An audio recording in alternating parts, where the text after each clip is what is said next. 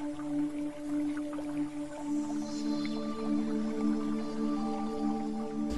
bem. Nós vamos meditar, meus irmãos, nesta noite, pedindo a bênção do nosso Deus sobre a palavra dele, que o Senhor fale. A palavra do Senhor é poderosa. Nós cremos que ela é poderosa a ponto de mudar o ser humano, claro, através da ação do Santo Espírito de Deus em nossas vidas. Eu quero convidá-los nesse momento para nós meditarmos em Atos. Nós estamos alguns sermões em Atos, já estamos algumas semanas meditando o livro de Atos. Eu quero que vocês abrem Atos dos Apóstolos, capítulo 6. Vamos lá? Atos dos Apóstolos, capítulo 6. Por favor, Atos dos Apóstolos, capítulo 6. Acompanhem com as suas Bíblias a leitura da palavra do Senhor. Vamos lá, Atos dos Apóstolos, capítulo 6.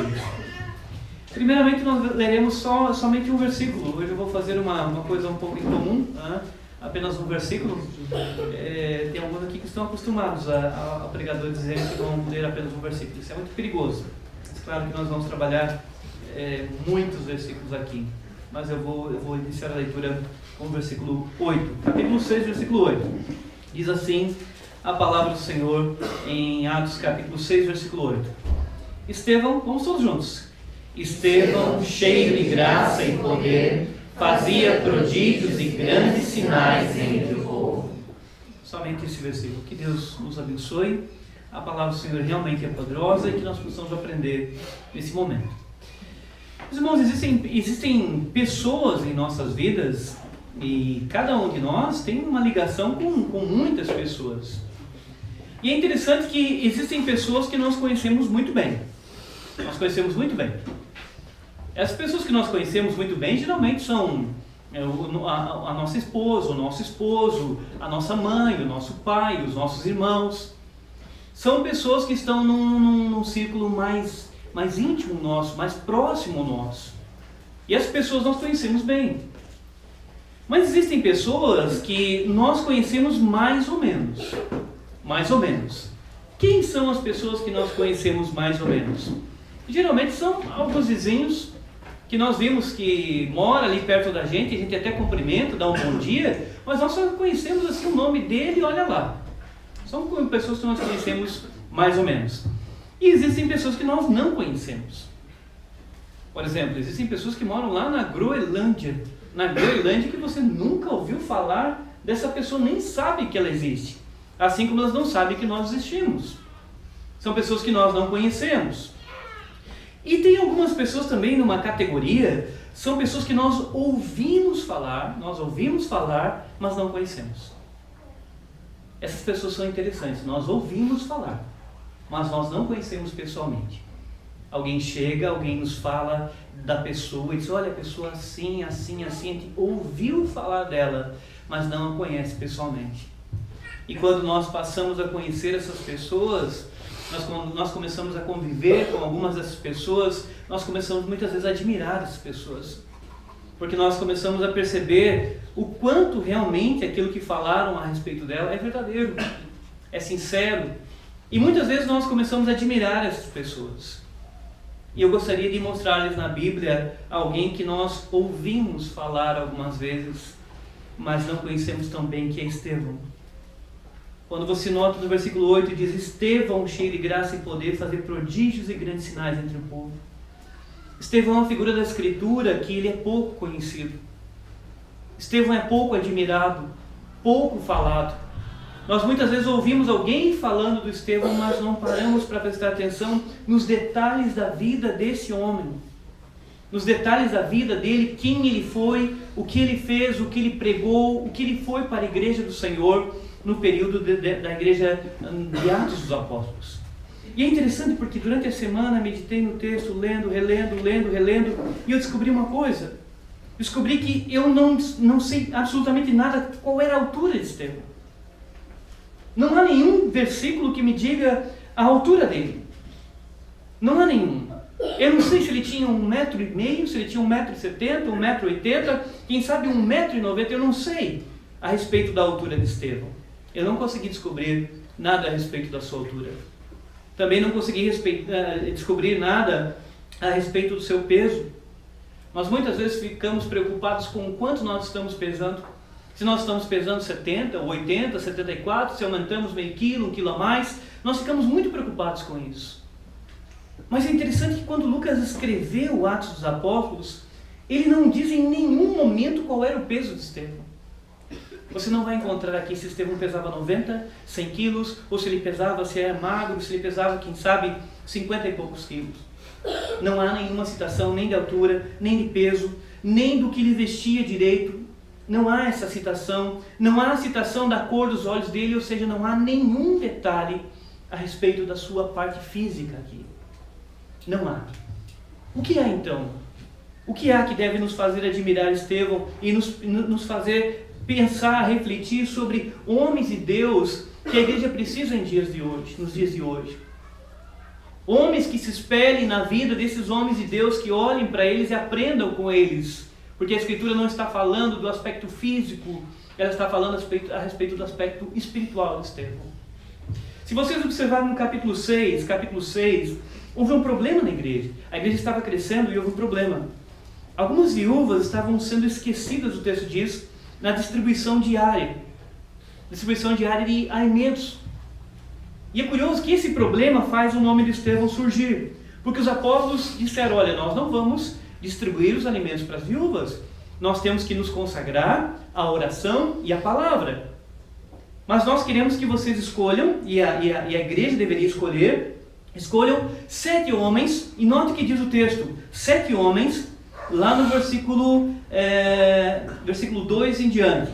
Então os 12 convocaram a comunidade dos discípulos e disseram: não é razoável que nós abandonemos a palavra de Deus para servir as mesas, porque os apóstolos deveriam orar e pregar. Eles não deveriam fazer esse serviço que deveria ser feito por outras pessoas. Mas note o texto a seguir: mas irmãos, escolhei dentre vós 7 homens de boa reputação. E aqui eu começo a descobrir quem é Estevão. Eu começo a ter luz sobre quem é essa pessoa que nós pouco ouvimos falar. Um homem de boa reputação. Não é um homem que as pessoas falam mal dele, mas é um homem que as pessoas falam bem dele. Tem algo nele que faz com que as pessoas falem muito bem. E note que os apóstolos dizem: olha, escolham homens de boa reputação. Boa reputação para quê? Para que administre isso na igreja. É exatamente esse tipo de homens que nós precisamos na igreja como liderança. Nós precisamos de homens de boa reputação. E eu começo a descobrir, então, eu não sei a altura de Estevão, eu não sei o peso dele, eu não sei o que vestia, eu não sei qual era a cor dos olhos dele, eu não sei detalhes de como ele era fisicamente, mas eu sei que ele era um homem de boa reputação. O texto diz mais, os apóstolos dizem assim: homens de boa reputação, cheios do Espírito e de sabedoria. Cheios de Espírito e de sabedoria. Não adiantava apenas você ser bem falado pelas pessoas, porque muitas vezes as pessoas falam bem de alguém, mas essa pessoa é incrédula contra Deus. Elas não creem na Escritura, elas não creem em Jesus Cristo como seu Senhor, como seu Salvador. Então, do que adianta nós termos uma liderança na igreja para administrar algumas coisas na igreja, se elas têm uma boa reputação, mas não creem em Cristo como seu Salvador? Se elas não têm o Espírito Santo na sua vida, na sua presença? Alguém vai ter que me ajudar a tirar a nossa convidada daqui, né? Chamando lá para fora, né? E vocês vão ter que dar um susto nela lá fora, senão ela vai querer voltar aí, né? Por favor, alguém vai ter que... eu vou ter que ir, nós vamos ter que dar um jeito na cerca aqui atrás, porque tadinho, eu gosto deles, se a gente trata bem deles, eles vêm aqui participar. Muito bem, mas vamos seguir, meus irmãos. Então, o Estevão não é um homem apenas não é de boa reputação, os apóstolos são cheios do Espírito Santo e de sabedoria, os quais encarregamos desse serviço. Agora notem o que o texto diz: e quanto a nós, nos consagraremos à oração e ao ministério da palavra. O parecer agradou a toda a comunidade e elegeram, olha o primeiro nome, elegeram Estevão. E olha o que o texto diz: elegeram Estevão, homem cheio de fé e do Espírito Santo. São essas características que são dadas para ele.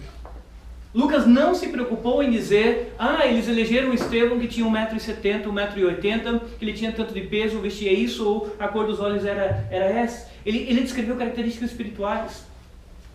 Porque Deus não está se importando em colocar na igreja dele homens que sejam bonitos fisicamente, mas que não tenham as qualidades espirituais.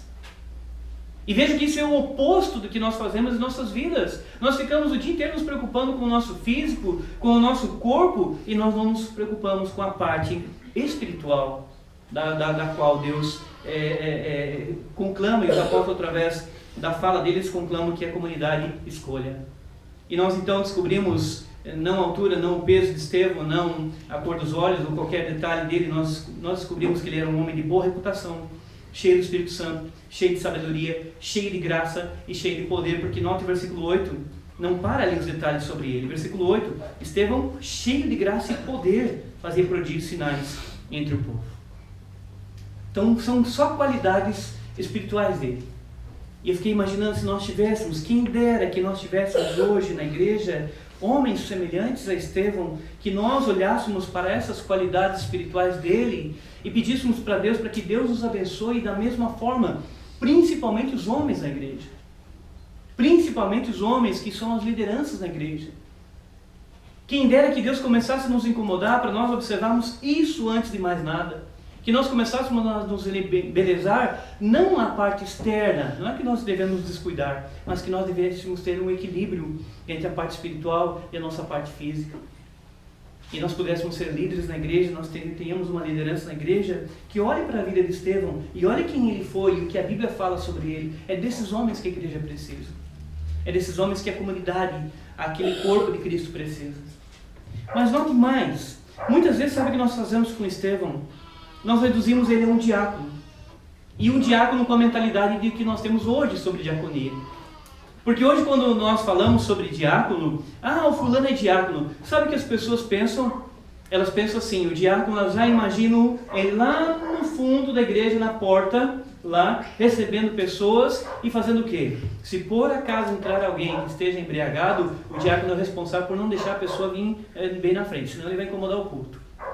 E se a pessoa estiver embriagada, alguns têm a ideia de que o diácono tem que fazer o serviço de atropelar a pessoa embriagada.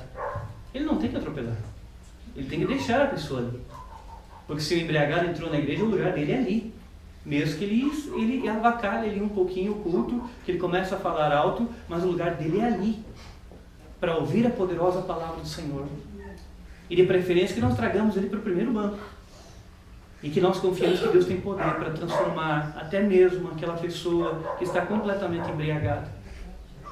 Porque nós cremos no poder do Espírito Santo, nós cremos no poder da palavra de Deus que é penetrante, que ela vai lá no fundo da alma do ser humano e incomoda o ser humano. Nós cremos assim. E muitas vezes nós reduzimos Estevão achando que ele foi um simples diácono. E diácono com essa mentalidade de hoje, para ficar na porta da igreja, para pegar uma cadeira, e nós reduzimos ele a isso. Mas quando nós continuamos a leitura e observamos o capítulo 6 e o capítulo 7, a pregação que ele faz, nós vemos que ele não estava enquadrado apenas na ideia de pegar uma cadeira e ficar na porta da igreja. Era um homem com qualidades fantásticas. Por quê? Porque além de ele cuidar das viúvas, ser eleito para cuidar das viúvas, era um espetáculo no ensino. Era um grande ensinador dentro da comunidade. Era um grande ensinador, mostrando que você pode unir características dentro da igreja. Que você não pode, você pode arrumar uma cadeira, mas você pode ser um grande pregador. Você pode ficar na porta ajudando as pessoas a se achegarem, mas você pode ser um grande ensinador. Não há problema nenhum. Nós aqui muitas vezes dividimos a ideia de, é o diácono, então ele tem que ficar só pegando cadeira, só lá na porta da igreja, e ele não pode ser um grande ensinador. Estevão é a prova de que é possível unir as duas coisas. Uma pessoa que faça um serviço simples na igreja, mas ao mesmo tempo seja um grande ensinador da igreja. Isso eu admiro, na leitura, admirando isso em Estevão, porque ele não disse, isso não quero. Isso não quero. Cuidar das viúvas? Não. Lá ajudar a distribuir o alimento na mesa? Isso não quero. Ele não reclama. Ele não diz isso, ele vai fazer. Mas ao mesmo tempo você observa que ele é um homem cheio de sabedoria. E ele poderia recusar o convite, recusar a escolha e dizer, eu quero só a palavra. Como alguns pensam, né? Alguns pensam em serem grandes pregadores, né? Pensam na ideia de serem grandes pregadores famosos, mas ele só pensa em ser um grande pregador. Ele não pensa em servir a mesa das viúvas, ele não pensa em arrumar uma cadeira, fazer serviços mais simples, mais comuns. Ele quer o áudio, ele quer a fama. Ele não quer ser um homem de Deus. E nós vemos então Estevão, um homem que foi escolhido, que ele reúne essas características de ser alguém que serve a mesa, mas é um grande ensinador. É um homem cheio de sabedoria, é um homem cheio de fé, é um homem, diz o texto no versículo 8, cheio de graça, cheio de poder. E nota que coisa curiosa. Ele é um grande ensinador. E o ensino dele, porque o texto diz que ele é cheio de fé, ele é cheio de poder, ele é cheio de sabedoria, e nós observamos que o ensino dele começa a incomodar novamente. Nós já vimos isso nas pregações. Nós já vimos que no capítulo 4, Pedro e João são presos. Nós vimos que no capítulo 5, os apóstolos são presos.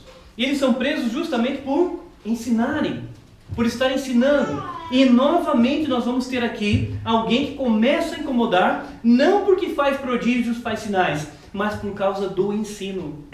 Vocês podem observar que Lucas não registrou que os homens aqui ficaram preocupados com os seus poderes, com os seus milagres. Eles começam a ficar preocupados com o ensino que Estevão estava trabalhando naqueles dias. Porque ele é um homem cheio de sabedoria. Note o versículo 9, que ele consegue ali, mesmo com todas essas qualidades, ele consegue arrumar aqui alguns inimigos. Note que o texto diz no versículo 9: levantaram-se, porém, alguns do que eram da sinagoga, chamados dos libertos, dos sirineus, dos alexandrinos e dos da Cilícia e Ásia, e discutiam com Estevão. Lembra que eu falei que no capítulo 4 e no capítulo 5 quem se levanta é o pessoal do templo. Nossa, que interessante. Era o pessoal do templo. Mas agora Lucas registra dizendo que da sinagoga os problemas da igreja estão aumentando. Lembra que no capítulo 4, nos sermões, ele diz que eles só foram ameaçados. No capítulo 5 eles já são açoitados. Mas alguém já queria matar. E agora chegou o momento de alguém realmente morrer pelo seu ensino. Realmente alguém derramar sangue pelo seu ensino. E esse alguém chama-se Estevão. Mas todas as qualidades são citadas e nesse momento, no versículo 8, é dito que alguns se levantaram contra ele, os dessa sinagoga, chamados libertos, e dá alguns detalhes depois, dos sirineus, dos alexandrinos, que é um pouco difícil nós explicarmos se eram duas sinagogas, se eram dois grupos, é um pouco difícil. E diz que eles estavam discutindo com Estevão. Mas discutindo por quê? Por quê? Por causa do ensino de Estevão. Porque os textos dizem que ele era cheio de sabedoria. E pelo que nós entendemos, ele foi na sinagoga.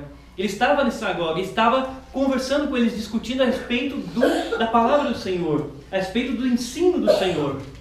E note que coisa curiosa, no versículo 10 que nós lemos, diz o versículo 10, e não podiam resistir à sabedoria e ao Espírito pelo qual ele falava. Quem dera que nós tivéssemos homens assim nos dias de hoje. Quem dera que nós tivéssemos na igreja homens despertados pelo Espírito do Senhor, que o Espírito do Senhor começasse a trabalhar sabedoria através das Escrituras, e homens que outros não possam resistir, que os inimigos não possam resistir. Que nós tenhamos sabedoria para pregar, para ensinar, para mostrar, explicar a Bíblia, e que ninguém possa resistir. Quem dera. E o texto diz que eles não podiam resistir. E veja que são vários contra um, mas o texto diz que não podiam resistir à sabedoria e ao Espírito pelo qual ele falava. Note aqui uma diferença. Hoje é muito comum alguns ligarem a ideia do Espírito Santo ao volume de voz. Então o homem de poder é aquele que levanta o volume e grita, e todo mundo ali na igreja. O texto não diz que ele tinha volume de voz. O texto fala que ele tem sabedoria. O texto não diz que ele fazia aviãozinho, abria os braços e saía rodopiando na igreja, ou dando giros na igreja. O texto não diz. O texto diz que ele estava discutindo e as pessoas não podiam resistir à sabedoria dele. O texto não diz que ele soprava nas pessoas que eram seus inimigos e eles estavam caindo. O texto não diz que ele passava o terno nas pessoas e as pessoas caíam. O texto não diz isso. O texto diz que ele estava discutindo e eles não conseguiam resistir o quê? A sabedoria que havia em Estevão. Não era um homem que somente atendia à mesa das viúvas. Era um homem cheio de sabedoria, cheio de fé, cheio de poder. São qualidades espirituais extraordinárias de um homem que hoje a igreja precisa ter. Homens dessa forma. Mulheres que pensem nessas qualidades também.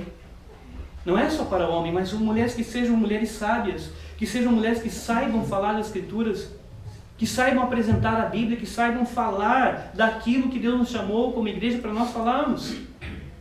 É tão vergonhoso, muitas vezes nós dizemos que somos filhos de Deus, que nós cremos em Jesus, que carregamos uma Bíblia, mas nós não sabemos apresentar a respeito da Bíblia. Nós não sabemos, isso é vergonhoso. porque nós envergonhamos a Cristo quando nós não sabemos nada daquilo que Ele nos deixou para nós aprendermos. Agora, os inimigos fracassam em vencê-lo pela sabedoria. O texto diz que o Espírito está presente em Estevão. O texto diz que ele era cheio do Espírito do Senhor. Então, ligando a ideia de Espírito Santo à sabedoria, não a cair, a soprar ou qualquer coisa parecida. Aqui é uma ligação do Espírito Santo e sabedoria. Ou seja, quem tem o Espírito Santo de verdade, Deus vai trabalhar para que tenha sabedoria. Com menor grau ou maior grau, mas Deus trabalha para que tenha sabedoria. Mas agora prestem atenção. O texto diz que eles não conseguem vencê-lo pela sabedoria. Então o que eles precisam fazer? Eles precisam apelar. Toda pessoa que não vence você pelo o meio correto, ele apela de alguma forma. E aqui nós vemos inimigos se levantando contra Estevão e apelando de maneira diabólica. Porque note que vai dizer no versículo 11: então subornaram homens que dissessem: temos ouvido esse homem proferir blasfêmias contra Moisés e contra Deus. Sublevaram o povo, os anciãos e os escribas, e investindo o arrebataram, levando-o ao sinédrio. Apresentaram testemunhas falsas que depuseram: este homem não cessa de falar contra o lugar santo e contra a lei, porque o temos ouvido dizer que esse Jesus, o Nazareno, destruirá esse lugar e mudará os costumes que Moisés nos deu. Todos que estavam assentados no sinédrio, fitando os olhos de Estevão, viram seu rosto como se fosse rosto de anjo. E aqui eles usam uma arma diabólica, porque eles usam uma mentira, levantando mentiras contra Estevão. Já que não conseguiram vencê-lo pela sabedoria, o que eles fazem de maneira diabólica, que você vê a ação do diabo, usando pessoas para se levantarem e falarem mentiras contra ele. Então, comete algumas mentiras, e no versículo 11, se vocês não perceberam, diz: temos ouvido esse homem proferir blasfêmias contra Moisés e contra Deus. E na lei judaica, a blasfêmia deveria ser punida com apedrejamento. O que eles estão querendo agora não é simplesmente dizer que ele está cometendo uma blasfêmia. O que eles estão querendo agora é que ele seja morto. Porque eles alegam que ele está cometendo uma blasfêmia e mentem que ele está falando algumas coisas aqui que ele não estava falando. Mas eles estão alegando e levam então Estevão perante o sinédrio e apresentam testemunhas falsas. Se nós lembrarmos disso, meus irmãos, isso aconteceu no Senhor Jesus Cristo, no julgamento do Senhor Jesus Cristo. Em Marcos, capítulo 14, nós observamos Marcos registrando isso, que levantaram algumas testemunhas falsas, mas as testemunhas falsas não tinham coerência naquilo que falavam contra o Senhor, e ninguém pôde acusá-lo de nada. As testemunhas falsas não conseguiram acusar o Senhor. E novamente nós vemos o diabo, de maneira diabólica, esses homens, os inimigos de Estevão, se levantando com falsas testemunhas e acusando que ele estava blasfemando porque eles querem que ele morra. Porque nós vimos lá no capítulo 5, versículo 33, que eles já estavam enfurecidos e querendo a morte daqueles que estavam ensinando. Agora eu quero que vocês acompanhem comigo uma coisa extraordinária. Então eles acusam de várias coisas o Estevão. Eu quero pontuar aqui algumas coisas de maneira rápida, não vou me demorar tanto, eu estou observando, mas vou falar tudo que precisa ser falado aqui no sermão. Vamos lá, capítulo 6. Observem o primeiro detalhe que é mencionado no versículo 13. Apresentaram testemunhas falsas que depuseram: esse homem não cessa de falar contra o lugar santo. Alegam que ele está falando contra o lugar santo. E lugar santo aqui especialmente é o templo. Eles estão falando que ele está falando contra o lugar santo. E na cabeça deles, eles têm uma ideia de que existe um lugar santo, que é o templo. E eles falam ainda dizendo que o Estevão está dizendo que Jesus destruiria aquele lugar e mudaria os costumes que Moisés nos deu. Então, no capítulo 7, o texto diz: então ele perguntou ao sumo sacerdote: porventura é isto assim? Ou seja, essas acusações são verdadeiras? Os que estão acusando a você, eles estão falando a verdade, é isso mesmo? E aqui nós vemos a característica de um homem de Deus. Ele poderia dizer assim: olha, na verdade, não é verdade. E ficar quieto, ficar em silêncio. Ele poderia negar, ele poderia falar qualquer coisa. Mas aqui no capítulo 7, você vai entender por que o texto diz que ele era um homem cheio de sabedoria. Porque eles fazem várias acusações, e nesse capítulo 7, o sermão que ele faz é rebatendo cada acusação de maneira magistral, de maneira espetacular. Porque eles dizem que ele está falando do lugar santo, e observe como ele rebate isso no sermão, mostrando para eles que eles não estão certos, que eles estão errados. Olha como ele rebate. Ele começa então no versículo 2. Estevão respondeu: varões, irmãos e pais, ouvi. O Deus da glória apareceu a Abraão, nosso pai, quando estava na Mesopotâmia.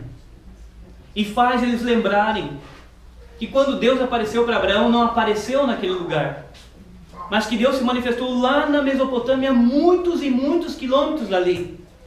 Eles querem falar de um lugar santo, mas eles não lembram da história que Deus se manifestou na Mesopotâmia. E ele começa a pontuar geograficamente alguns lugares, mostrando onde Deus foi se manifestando, que não existe um lugar específico que tenha contido Deus, que Deus pode se manifestar aonde Ele quiser. Notem, quando ele diz no versículo 4, então saiu da terra dos caldeus, ou seja, da Mesopotâmia, e foi habitar em Harã. Abraão mudou de lugar, mas Deus continuou trabalhando. Vocês estão falando de um lugar santo, mas Deus se manifestou na Mesopotâmia, Deus se manifestou em Harã. Vocês querem me acusar de que eu estou falando contra o lugar santo? Então vou lembrá-los onde Deus se manifestou para Abraão, onde Ele se manifestou, e ele começa a citar os lugares. E isso cheio de sabedoria, porque eles estão acusando, que ele está dizendo, falando contra o lugar santo. Mas Deus não é contido por um lugar. Deus é santo por si só. Não existe um lugar que nós possamos dizer aqui é o lugar santo, senão nós teríamos que ir lá em Jerusalém para adorar a Deus. No versículo 6 diz assim: e falou Deus que sua descendência seria peregrina em terra estrangeira, onde seria escravizada e maltratada por 400 anos. Fala do Egito agora.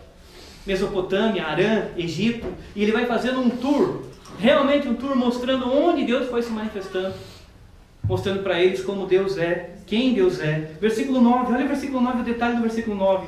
Os patriarcas invejosos de José venderam-no para o Egito. E o que o texto diz no finalzinho? Mas Deus estava com ele aonde? No Egito. Deus estava com ele no Egito. Vocês querem me acusar que eu estou falando contra o lugar santo? Lembram do patriarca José, ele está falando? Lembram que ele foi levado para o Egito? Lembram que no Egito Deus estava com ele?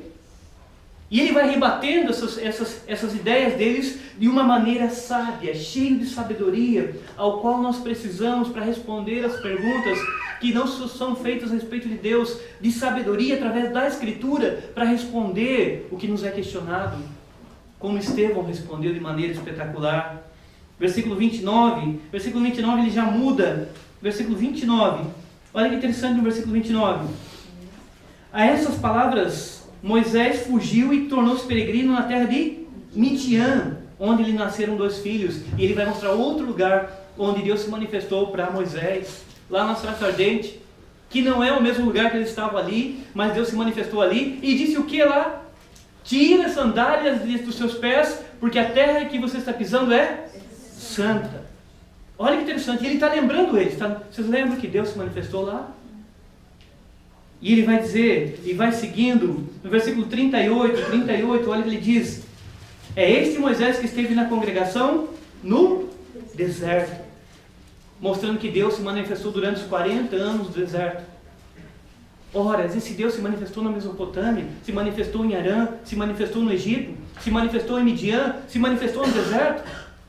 E ele vai concluir essa ideia contra o lugar santo. Olha que interessante, lá no versículo 48, ele vai dizer para eles, que eles estão acusando ele de falar contra o lugar santo, versículo 48. Entretanto, não habita o Altíssimo em casas feitas por mãos humanas, como diz o profeta. E aqui ele vai selar o seu discurso a respeito do lugar santo, ele vai selar de maneira espetacular. Porque ele vem mostrando como Deus foi se manifestando em vários lugares. E ele vai dizer assim: vocês lembram que o profeta disse? Deus não habita em templo feito por mãos humanas. Como é que nós podemos dizer que Deus é contido aqui nessas 4 paredes? Como é que nós podemos dizer que Deus é contido lá no templo em Israel? Naquele momento eles tinham o templo. Ele vai dizer: Deus não pode ser limitado a um templo, Deus não habita. E ele lembra o profeta Isaías, quando ele cita o versículo 49 e 50. Ele diz: o céu é meu trono, e a terra é o estrado dos meus pés. Que casa me edificareis, diz o Senhor? Ou qual é o lugar do meu repouso? Não foi porventura a minha mão que fez todas essas coisas? Lembrando o profeta Isaías e mostrando para eles que eles estavam errados, porque eles alegam que ele fala contra o lugar santo, mas ele mostra que Deus não habita em lugar santo nenhum, e que ele se manifesta onde ele quiser, para vários patriarcas, para várias pessoas, e ele rebate de forma magistral. Isso é extraordinário. Mas tem mais, meus irmãos. Acompanhem comigo capítulo 6, voltando lá ao versículo 13. Depois eu quero que vocês leiam o capítulo 7 inteiro e leiam o capítulo 6 e 7, para vocês verem que coisa extraordinária a ligação entre o texto e a vida do Estevão. Ele diz assim, no versículo 13: apresentaram testemunhas falsas que depuseram, esse homem não cessa de falar contra o lugar santo e contra a lei. A lei, sabe o que eles estão falando? Que ele está falando contra os livros do Velho Testamento, contra as Escrituras. Você pode entender como os 5 primeiros, mas aqui é incluído todos. Eles estão dizendo que ele está falando contra a lei, ou seja, contra o Velho Testamento. E vocês notaram o discurso que ele faz com grande sabedoria? Com grande sabedoria. Olha o que ele faz no sermão dele. E eles estão dizendo que ele está falando contra a lei, ou seja, contra as Escrituras. Ele diz no versículo 7, Estevão respondeu, 7:2. Estevão respondeu: varões, irmãos e pais, ouvirem. O Deus agora apareceu a Abraão, nosso pai, quando estava na Mesopotâmia. Da onde ele está tirando isso? Da onde? De qual livro? Gênesis. Eles alegam que ele está falando contra a lei. Ele começa a pegar os livros e mostrar livro por livro. Ele começa a mostrar que eles estão alegando que ele fala contra a lei. Ele diz: não, eu não estou falando contra a lei. Eu estou falando o que a lei diz. Eu estou falando o que a Escritura diz. E eles sabiam aqueles que estavam ouvindo ele, eles sabiam que essa história estava em Gênesis. E ele começa a apontar uma por uma. 7:9. Os patriarcas invejosos de José venderam-no para o Egito, mas Deus estava com ele. Ele já está falando de Gênesis 37 já. Ali no 7:2 é Gênesis 12. Aqui no 7:9 já é Gênesis 37. Se vocês observarem no 7:15, Jacó desceu ao Egito e ali morreu também nossos pais. Ele já está em Gênesis 49, na morte de Jacó. Ele já está quase finalizando. E olha como ele finaliza ali no versículo 16. E foram transportados para Siquém e postos nos sepulcros que Abraão ali comprara a dinheiro aos filhos de Amor. Ele está falando dos patriarcas que foram levados e sepultados lá onde Abraão comprou a caverna de Macpela. Sabe de onde ele está falando? Ele está falando do finalzinho de Gênesis. Bem no finalzinho de Gênesis, está terminando de falar do livro de Gênesis. O que ele está dizendo para eles é: vocês falam que eu estou falando contra a lei? Então vamos pegar e vamos observar ali os textos. E vai indo. No versículo 17, olha que interessante, versículo 17. Como porém se aproximasse o tempo da promessa que Deus jurou a Abraão, o povo cresceu e se multiplicou no Egito. Da onde ele tirou isso? Do início de onde? De Êxodo. E agora ele começa com Êxodo. Ele faz uma explanação em Gênesis, trabalhando Gênesis, e agora ele começa com Êxodo e vai trabalhando Êxodo. Isso aqui é espetacular para mim. Porque não é um homem apenas que está atendendo das viúvas. É um homem com uma profunda sabedoria, como as Escrituras dizem. Respondendo uma acusação falsa, mas respondendo com uma profundidade. Sabendo que eles querem matá-lo, sabendo que eles querem apedrejá-lo, sabendo que eles estão acusando de blasfêmia, mas isso não o intimidou. Não o fez retroceder, pelo contrário, é um homem usado, cheio de fé, cheio do Espírito Santo. Isso é ser cheio do Espírito Santo. É pregar com ousadia, é pregar sem medo da própria morte, porque a sua vida não é contada e nós contamos para dá-la para Cristo, que é o nosso Senhor e Salvador. E ele então começa a pregar e vai falando de Êxodo. No 7:30, observe 7:30. Decorridos 40 anos, apareceu no deserto do Monte Sinai um anjo por entre as chamas e uma sarça que ardia. Ele já está falando de Êxodo capítulo 3. No 7:41 ele já está falando de Êxodo 32. No 7:45 ele já está falando de Josué. No 7:49 e 50 ele está falando de Isaías. Ele fez uma explanação pegando vários textos, vários livros lá do Velho Testamento e trabalhando e mostrando para eles, dizendo: olha, vocês acusam que eu estou falando contra a lei? A própria lei fala isso. A própria lei fala isso. Agora notem que eu quero mostrar mais 2 detalhes para vocês extraordinários do sermão dele, desse homem cheio do Espírito Santo, cheio de sabedoria. Notem no capítulo 6, o que os inimigos dele fizeram. Versículo 11. Então subornaram homens que dissessem: temos ouvido esse homem proferir blasfêmias contra Moisés.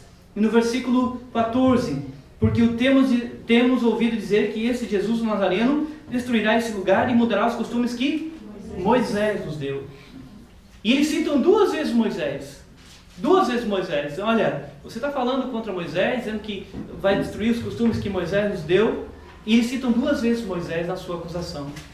E quando você lê o sermão dele, você vê o que é um homem cheio do Espírito Santo. Olha o que ele faz a partir do capítulo 7. Capítulo 7, a partir do versículo 20. Capítulo 7, versículo 20. Acompanhe com os olhos para vocês verem. Eles falaram que ele está falando contra Moisés. E olha onde vai o foco do sermão dele. Por esse tempo nasceu quem? Moisés. Eles acusaram que ele está falando contra Moisés. Ele vai pegar na lei e vai mostrar Moisés agora. E olha o que ele vai dizer. Por esse tempo nasceu Moisés, que era formoso aos olhos de Deus. Por 3 meses foi ele mantido na casa de seu pai. No versículo 22, e Moisés. Versículo 25, ora Moisés. Versículo 29, a essas palavras, Moisés. Versículo 31, Moisés. Versículo 32, eu sou o Deus de teus pais, o Deus de Abraão, o Deus de Isaac e de Jacó. Moisés tremendo. Versículo 35, a esse Moisés. Versículo 37, foi Moisés. Versículo 38, é Moisés. Versículo 40, quanto a esse Moisés. 44, o tabernáculo do testemunho estava entre nossos pais no deserto, como determinar aquele que disse a Moisés. 11 vezes. 11 vezes ele rebate, eles estavam acusando que ele estava falando contra Moisés. E no sermão dele ele cita por 11 vezes Moisés, mostrando o que Moisés falou, as palavras de Moisés, onde Deus apareceu para Moisés, o que Deus disse para Moisés, e que o que ele estava falando não tinha nada contra o que Moisés escreveu, viveu. Ele estava rebatendo a falsa acusação contra Moisés, que ele estava alegando. E isso, como? Como ele poderia rebater isso? A não ser que ele fosse um homem que conhecesse os textos, que lesse os textos, que fosse apaixonado pelas Escrituras, que realmente lesse Gênesis, que realmente lesse Êxodo, que realmente lesse o Velho Testamento para poder rebater as perguntas espirituais, as acusações. Como nós podemos rebater uma acusação ou alguém que fala contra as Escrituras se nós não lemos as próprias Escrituras? Se nós não somos cheios de sabedoria? Como o Espírito Santo vai trabalhar para que nós sejamos usados se nós sequer lemos a Bíblia? E nós, como igreja, precisamos aprender com Estevão que ele era um homem cheio de sabedoria, mas você nota que ele é um homem cheio das Escrituras. Que ele define um livro inteiro, que ele trabalha um livro inteiro, passa para o outro e vai passando e vai passando. É um homem cheio das Escrituras e por isso ele pode rebater com tanta profundidade aquilo que estavam o acusando.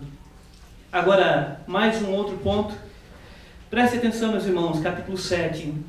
Porque no capítulo 6 os inimigos dele estão resistindo e discutindo com ele e estão sendo duros ali de coração. E olha o que ele começa a fazer no capítulo 7, versículo 25.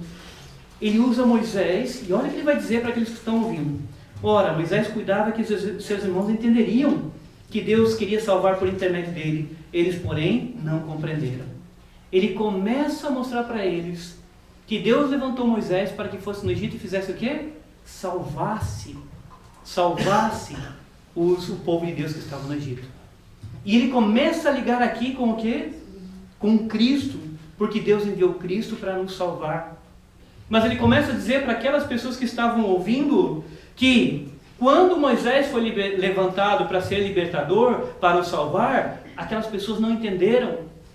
E ele começa agora a ligar isso, mostrando que Moisés sofreu uma contrariedade contra ele. Que os pais deles, ele chama de nossos pais, que eles foram endurecidos e se levantaram contra Moisés. Veja o 35 que ele diz: a esse Moisés, a quem negaram reconhecer, dizendo, quem te constituiu a autoridade juiz, e a este enviou Deus como chefe e libertador, com a assistência do anjo que lhe apareceu na sarça. E ele começa a lembrá-los de que os pais lá atrás no Egito não aceitaram a autoridade de José. E o que eles estão fazendo agora, também não estão aceitando Cristo Jesus como libertador, como salvador. E ele começa a usar uma figura de Moisés e Jesus para mostrar que eles estão fazendo a mesma coisa, igualzinho que os pais fizeram, e ele está usando a Escritura para mostrar isso. Versículo 39, a quem nossos pais não quiseram o quê? Obedecer. Antes o repeliram no seu coração, voltaram para o Egito. E ele vai falando da dureza dos pais lá do passado, vai dizendo, olha o que eles fizeram com Moisés, E a mesma coisa que eles estão fazendo com Jesus. A este Jesus, eles estão dizendo, está pregando contra Moisés e falando que esse Jesus vai destruir o santuário e vai destruí-lo, o santuário faz a acusação. Versículo 51, olha o que ele vai dizer no 51 e também no 52. Ele diz assim, 51 e 52: homens de dura cerviz, incircuncisos de coração e de ouvidos, vós sempre resistis ao Espírito Santo, assim como fizeste vossos pais, também vós o fazeis. É uma acusação profunda. Ele mostra que os pais lá através de Moisés resistiram a Moisés, não aceitaram Moisés, no coração quiserem voltar para o Egito. E ele está falando, vocês também são iguais. Olha essa ousadia. Ele não está fazendo aviãozinho nenhum na igreja. Ele está pregando com a maior profundidade e coragem e ousadia contra aqueles que estão de pé e querem matá-lo, querem apedrejá-lo, e ele não reduz a sua pregação. E olha o que ele diz no versículo 52, qual dos profetas vossos pais não perseguiram? Por que ele está falando isso? Porque eles estão perseguindo ele aqui. Os profetas anunciaram a vinda de Jesus Cristo. Ele está falando que ele veio, mas eles estão fazendo a mesma coisa, perseguindo alguém que está anunciando Jesus Cristo. E ele pergunta, qual dos profetas vossos pais não perseguiram? Ou seja, ele sabe que a perseguição contra ele não é uma novidade. Ele sabe que agora está falando sobre Jesus e que ele está sendo perseguido, que isso não é uma novidade. Que pregar o Evangelho traz sempre uma perseguição para nossas vidas. Traz inimigos mais cedo, mais tarde, trará inimigos. E ele pergunta, qual dos profetas vossos pais não perseguiram? Porque todos os profetas foram perseguidos. E ele diz, eles mataram os que anteriormente anunciavam a vida do justo. Olha aqui, ó. Ele está anunciando sobre Jesus. O Estevão está anunciando sobre Jesus. E ele diz, olha lá no passado o que fizeram com quem anunciava a vinda de Jesus. Com quem anunciava a vida do justo, porque justo está em letra maiúscula na sua Bíblia. Ele está falando de Jesus. E aí ele diz no finalzinho do 52, do qual vós agora vos tornaste traidores e assassinos. Eles querem olha que eles estavam acusando de blasfêmia. E ele não tem medo de dizer assim, olha, e vocês estão fazendo a mesma coisa que vossos pais fizeram lá atrás. Estão perseguindo. E agora vocês querem matar como eles fizeram com quem anunciava. Mas eu quero dizer uma coisa para vocês, vocês se tornaram traidores. Vocês se tornaram assassinos. E ele faz uma acusação severa, seríssima contra eles. Nós temos coragem de ser como Estevão? Diante de uma acusação falsa, nós temos coragem de seguir o discurso e a pregação até esse ponto? Nós temos a ousadia de sermos cristãos que mantêm uma palavra firme até esse ponto? É por isso que eu admiro Estevão cada vez, quanto mais eu leio essas passagens, mais eu admiro, porque a gente vai observando o que ele falou, o que ele disse. Claro, tem muita coisa que a gente passou aqui que não foi falado, mas eu admiro demais. E ele acusa os que eles estão querendo matá-lo como fizeram antes. Mas para finalizar, meus irmãos, notem que eles citam no versículo 14, 6:14, porque temos ouvido dizer que este Jesus o Nazareno, e aparece o nome de Jesus aqui. Porque nós vimos no capítulo 4 eles falando do nome, capítulo 5 eles falando do nome, e nós vemos que no capítulo 6 eles continuam falando de Jesus Cristo. E eles falam sobre Jesus. E o que o Estevão faz? Ele pega, e nota que interessante, lá no versículo 37 em diante, 37, olha lá, ele vai falando sobre Moisés, e olha o que ele diz no 37, foi Moisés quem disse aos filhos de Israel, Deus vos suscitará dentre vós, irmãos, um profeta semelhante a mim.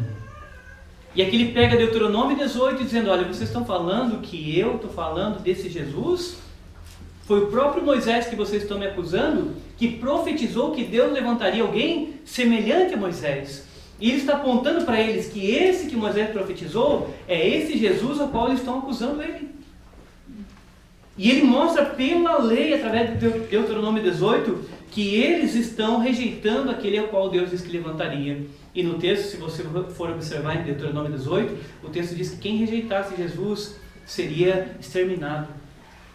Que Deus não de maneira alguma alguém passaria, seria salvo se não aceitasse esse profeta, e é o que eles estão fazendo. E ele fala sobre Jesus, e principalmente a partir do versículo 51 e 52, ele fala novamente sobre Jesus.